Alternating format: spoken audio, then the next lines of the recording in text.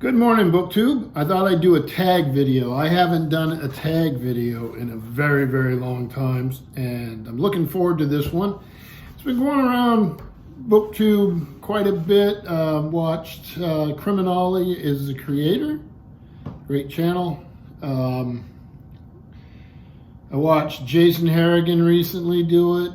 Steve Donahue, who I believe has a problem with math. I saw him do it.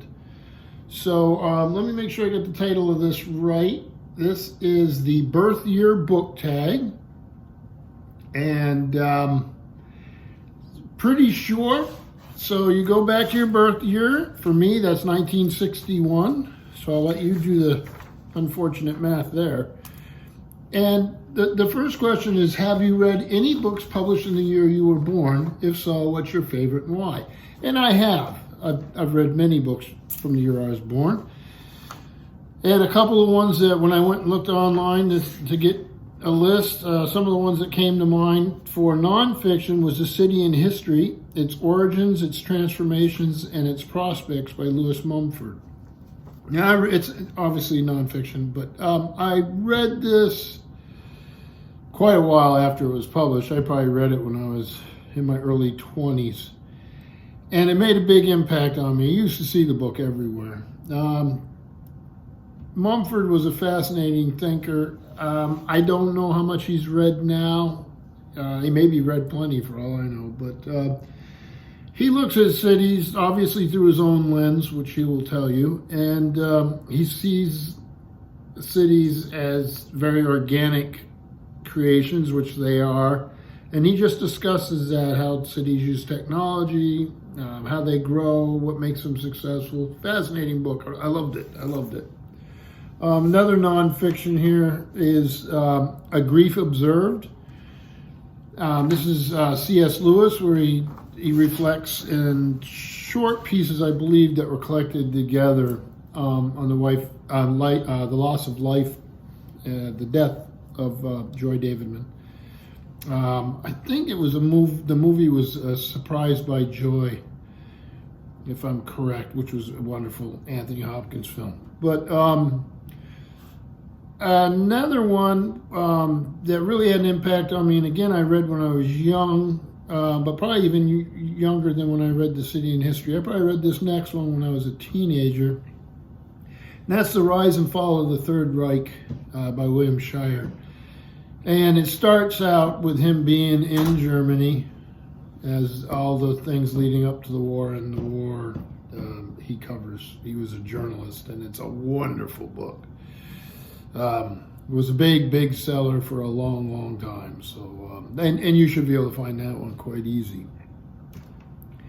Now, under fiction, the year I was born, Stranger in a Strange Land by Robert A. Heinlein came out. Not my favorite book of his, but he was one of my favorite writers at one time of science fiction. It sort of had a cultural, it became a pop culture thing. Again, not my favorite book by Heinlein, but one I did enjoy and remember. Some of his other stuff I like more. Solaris by Stanislaw Lem came out that year.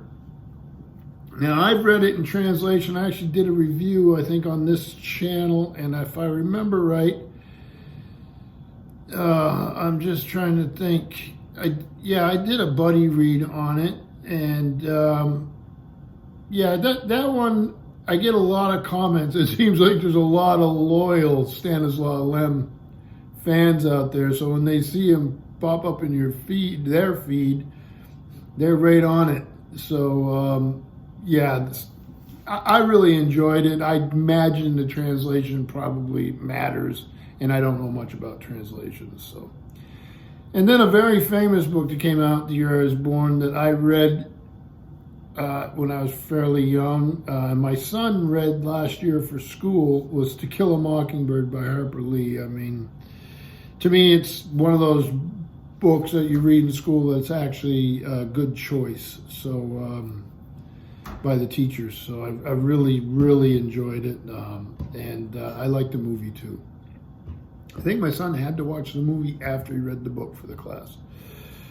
So the year I turned 18, is 1979. So, let me finish that question. If you haven't read any birth year books, which one do you pledge to read in the next 6 months, and why have you chosen it? I'm not going to track down books based on that criteria, and I don't have to because I already read some. So, have you read any books published in the year you turned 18? So, like I said, that's 1979. So, fiction, Smiley's People by John le Carré. Yes, I have read that. I loved it. I read an awful lot of his novels. I probably missed the last 4 or 5. But I read the Smiley novels and can't say how great they are. It's just fun stuff. And the same year, 1979, under nonfiction, a quick look online, and I figured out Elaine Pagels' The Gnostic Gospels came out. Fascinating, opened up a whole period of time there where I was reading about Gnosticism and also about things like the Dead Sea Scrolls, that sort of thing. So, very satisfying. Short book and easy to find. You can find it used. So here we go. Number 3. Of the last 10 books you've read, how many were published before you were born?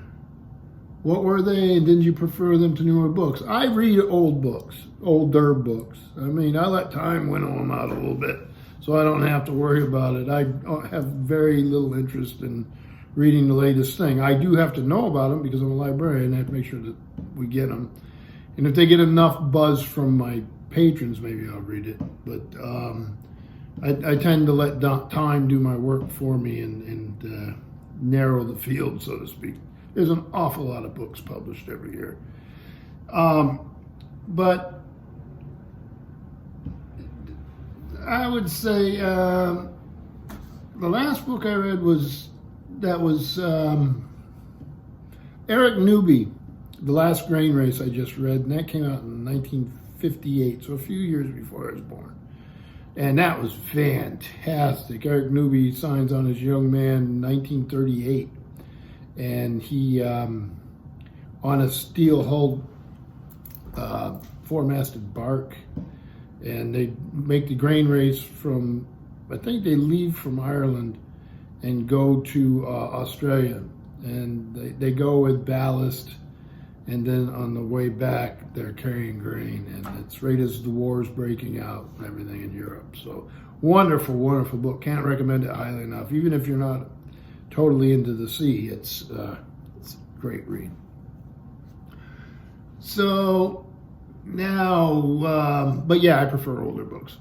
What's your favorite movie from your birth year and why? So my birth year, the movie would be The Guns of Navarone, Gregory Peck, David Niven, and Anthony Quinn. So you have a fortress, it's in the Aegean.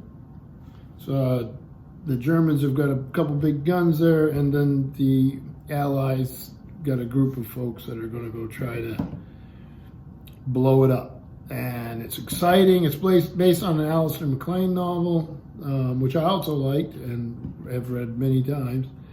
And yeah, it's a great fun. The movie did quite well, if I remember right. I mean, when I probably saw it on, I may have seen it on TV before I never saw it at the theater, but loved the movie. And then, what's your favorite movie from the year you turned 18 and why? Well, for me in 1979, that movie was Star Trek, the motion picture, and I had been waiting for a long time. I've been watching Star Trek since I was a little teeny guy, and there was a desert there. There was fan fiction and stuff like that, but the movie was a big deal. Original cast, so you had the usual characters. You had Shatner as Kirk, and you had